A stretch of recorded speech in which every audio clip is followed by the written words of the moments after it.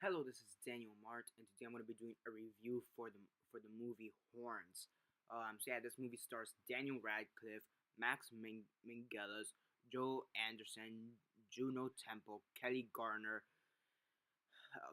Michael Adam Walte, I think that's how you say it, the name. Heather Graham, David Morse, Kathleen Quinlan, and James Remer. Um, Before I begin though, 10-second spoiler warning as usual for those who have yet to actually watch the movie and haven't already. Stop the video, go check it out, and come back here and watch the rest of this review. 10-second spoiler warning as usual, starting now.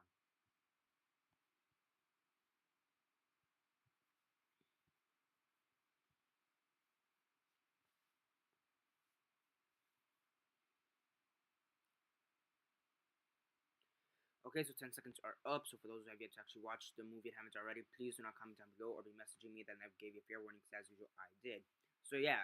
Horns. It's based on a book of the same name. So it's based on a book called Horns, and it's written by Joseph Hillstorm King, better known as Joe Hill. Um, and yeah, for those who don't know who that is, he's basically the son of Stephen King. So yeah, that's actually pretty interesting because the Stephen King he has many movies based on his books. For example, The Shining or Shining, whatever you guys prefer to call it. So yeah, it's kind of interesting that his son kind of followed in his footsteps. Um. So yeah, and I mean, I think that's pretty interesting. I've never read the book. I didn't even know that was based. I didn't even know it was based on a book till like once I researched the movie a bit more for the casting and stuff. Basically, it's about this guy called Iggy or Ig. I believe it's his real name is like Ignatius or Ignacio or something like that because they actually do say in the movie. But they call him Ig or Iggy, and basically his wife, not his his girlfriend who was about to be his wife slash fiance, um, his very long time girlfriend, has recently been murdered, and he now needs to find who the real murderer is because he's the person so far being told. He's basically set up for murder currently, and yeah, his girlfriend dies or is murdered. He's the main prime suspect, and now he has to try and find out who killed his girlfriend in reality. Um, and during the course of the movie, he starts growing horns, and yeah, it has a religious side to it. It's really philosophical and religious in that aspect because they kind of portray Iggy as a fallen angel. I mean, there's actually a scene where he literally is a fallen angel, and it has this religious uh, background to it in a sense. It's kind of interesting. I was at the beginning when he started getting the horns. It was interesting because I was always thinking Lucifer, the guy who lives a little bit south of heaven, a little bit down south of heaven. So I was just thinking Lucifer because in a sense he is the devil, and he's not exactly a hero. He's not really a hero in my opinion. He's more of an anti-hero. Because he's not really a good guy by all means, but he's not really a villain. He's more of an anti-hero. So I really do like how they kind of approached that aspect of it. And yeah, um, and it make him seem like the actual devil because by the end of the movie he's burnt, like literally burnt. He has horns coming out. He has broken wings. Like though he was flying and then the wings broke like Lucifer. He has a pitchfork and a ton of snakes going around him, and yeah, I mean overall it's a great movie in my opinion. I really did like the movie. Now a few people do give this movie a bit of shit. They don't seem to like it, and I think that's because they don't understand the movie.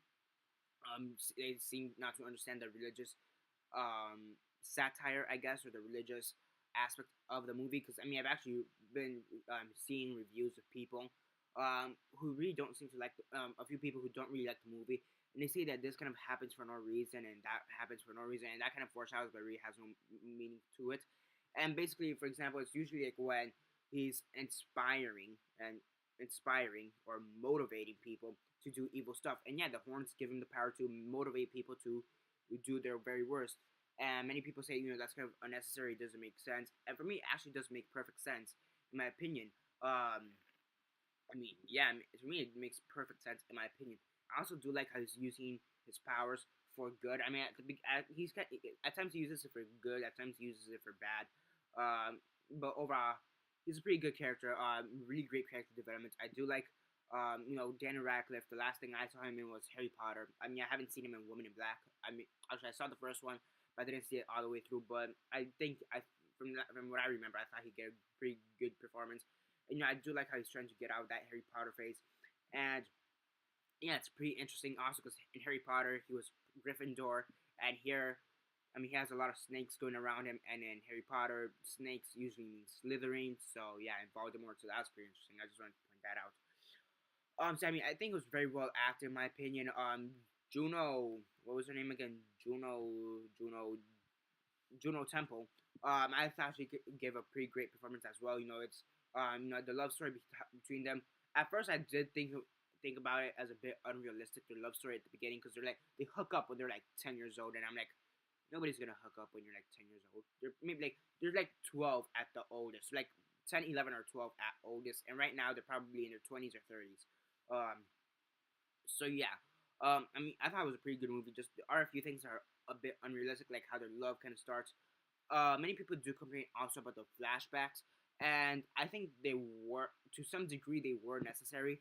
They do explain a bit on the story, but I do think that the first couple flashbacks with them, and seeing how they hooked up or whatever, was a bit unnecessary. But yeah, but like when they were children, I thought those were a bit unnecessary. But the flashbacks, referring to the murder case, I thought was really interesting. So yeah, it was a good mystery movie. It was pretty. It's not exactly a horror movie. I mean, it could be categorized as a horror movie, but it's not exactly a horror movie because there's nothing really particularly scary. So yeah, but it is categorized as a horror movie to some degree. So it is a good mystery. It is a pretty good horror movie. Has a religious background to it, so I thought that was pretty interesting. It is a bit of a dark comedy at times too, which I really did like. I mean, again, there was just a few things I didn't like. The few flashbacks of them when they were children, I thought were a bit unnecessary. The writing, there was a few times where it kind of faltered or wasn't that good in my opinion, and same thing with the acting. There was a few times with the acting could have been a bit better, but overall, it was a pretty great movie in my opinion. On a scale of 1 to 10, 1 being the worst, 10 being the best, and 6 being decent, I'd give it an 8.5 out of 10. And yeah, that's basically it for this review. Subscribe if you're not subscribed. I do movie reviews, TV show reviews, and comic book reviews. Comment down below on your thoughts on the movie. Have you seen it? And if not, why not? And if you have, what are your thoughts on it? Comment all that down below. Let me know. Like the video, share on Facebook, Twitter, or whatever you guys prefer. Remember to follow me on Instagram. Daniel Mart. I post stuff about comic books, movies, and TV shows. So, look forward to that. And aside from that, like the video. And that's basically it for now. This is Daniel Mart signing off.